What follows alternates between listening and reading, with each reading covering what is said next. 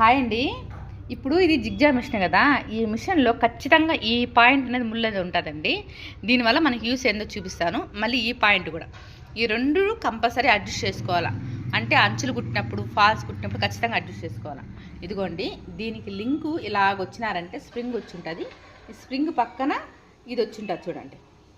దీనికి spring support ఇచ్చారు కదా, దీని పక్కన ఈ కమ్మి ఒకటి వచ్చి ఉంటుంది చూడండి. ఇట్లాగా ఈ కమ్మి కింద ఒక నట్టు కంపల్సరీ ఉంటుందండి.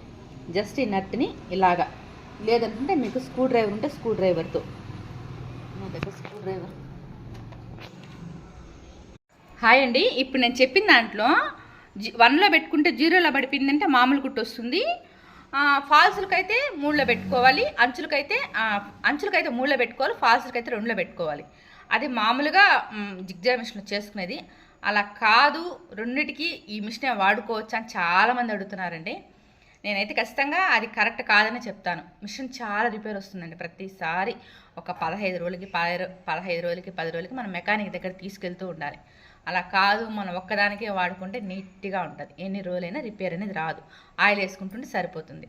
ఇప్పుడు ఈ పాయింట్ చూపిస్తాను చూడండి.